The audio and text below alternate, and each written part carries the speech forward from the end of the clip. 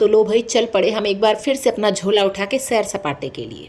जून के बाद अब जाके मौका मिला है और इस बार मैं जा रही हूँ केरल। केरल के तिरुवनंतपुरम के पद्मनाभ मंदिर के दर्शन करना मेन उद्देश्य है केरल तक जाने का। फाइनली मैं बहुत खुश हूँ बिकॉज बहुत दिन बाद लंबे ट्रैवल के लिए निकली हूँ और बहुत मज़ा आ रहा है। रास्ता बेहद खूबसूरत है क्योंकि ये रास्ता way of Mumbai to Kerala है। अच्छा मौसम है बाहर, वैसे गर्मी तो है केरल में बट इतनी भी नहीं है कि मैं ट्रेन में हवा का आनंद ना उठा सकूं। तो कुल मिला के मुझे बहुत मज़ा आ रहा है और रास्ते में इतने प्यारे प्यारे सीन दिखाई दे रहे थे ना कि देखते ही दिल खुश हो जा रहा था। वाह भाई वाह, क्या सफ़र था। तो लो चलते हैं आगे की तरफ और पूरा लुत्फ़ उठाएंगे इस जर्नी का। आपको मैं शुरू से लेके जर्नी के अंत तक का पूरा वीडियो बनाकर दिखाऊंगी बट किस्तों में। तो बने रहिए ब्लॉग में मेरे साथ और आप मुझे सब्सक्राइब भी कर सकते हैं ताकि अगला ब्लॉग आप तक तुरंत पहुंच जाए। So thank you so much. Let's start.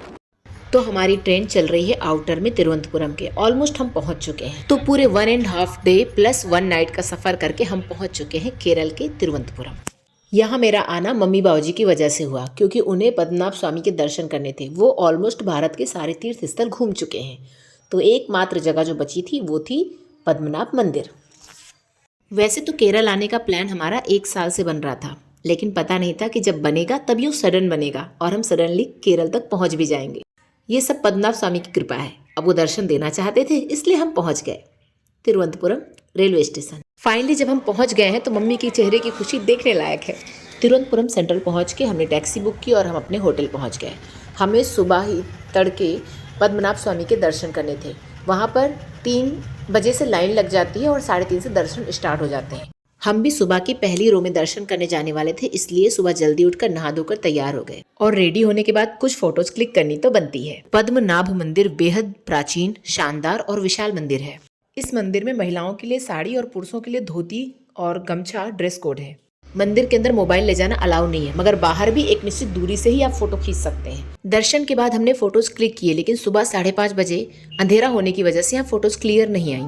Padmanabha मंदिर के दर्शन के बाद हम उसके पास ही स्थित अनंतनकाडु श्री नागराज मंदिर में दर्शन के लिए आए हैं। किसी भी इंसान की जन्मतिथि ग्रह नक्षत्रों के अनुसार अगर उसकी कुंडली में काल सर्प दोष का योग बन रहा है तो उसकी यहाँ पर शांति कराई जाती है ताकि वो इंसान अपनी लाइफ में आने वाले काल सर्प दोष के घातक परिणामों से बच सके। तो चलते हैं हम मंदिर के अंदर। मुझे गर्भगृह के अलावा बाकी जगह दिखाने की परमिशन है।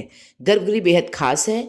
वहाँ पर जो है एक बहुत पुराना प्राचीन पेड़ लगा हुआ है और उसमें फूल खिले हुए थे, लेकिन उसे छूना मना है और वहाँ की फ़ोटो खींचना मना है। यहाँ पर पूजन कराने पर यहाँ के प्रसाद के रूप में उस पेड़ के वो फूल भी प्रदान किए जाते हैं। इस मंदिर में नागराज वासुकी जी की पूजा होती है। ऐसा ही एक मंदिर इलाहाबाद के संगम घाट पर भी स्थित है। वहाँ पर भी नागराज वासुकी जी की प्रतिमा मंदिर के शुरुआत में ही बनी है और उन्हीं की पूजा होती है। वहाँ पर भी सारे सर्प दोष निवारण कार्य किए जाते हैं। इस मंदिर में और भी बहुत सारी पूजन विधियाँ की जाती हैं। यहाँ पर क्या क्या पूजा विधि होती है और किस किस चीज़ के लिए होती है, इस चीज़ का डिटेल हम पंडित जी से लेंगे क्योंकि पंडित जी बेहतर बता सकते हैं। आप बताना चाहेंगे इसके बारे में तो बता दीजिए, मेरा यूट्यूब चैनल है। अच्छा, ये मंदिर बोलेगा तो आनंदन नाग का मंदिर है। ये देखो, ये मंदिर का बोलेगा तो कम से कम श्री पद्मनाभन का बनाया है ना, तब से 350-400 साल जूना मंदिर है। ये मंदिर में सबसे बड़ी बात होता है बच्चा लोग का शादी नहीं होते। शादी के बाद में 8 साल 10 साल बच्चा नहीं होते। में हमेशा परेशान होते हैं। खा के भी बीमार खत्म नहीं होते, तुम कभी भी नहीं होते। ये सब होता है सर्प दोष की वजह से।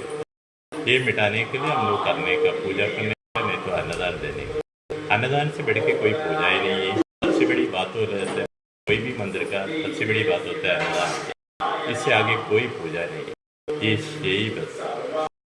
थैंक यू पंडित। इन सब पूजा विधियों के अलावा यहाँ पर एक और खास मान्यता है। आइए आपको दिखाते हैं वो क्या है। मंदिर के इस द्वार के सामने यहाँ पे पीतल के बर्तन में घुंघची के फल रखे हैं।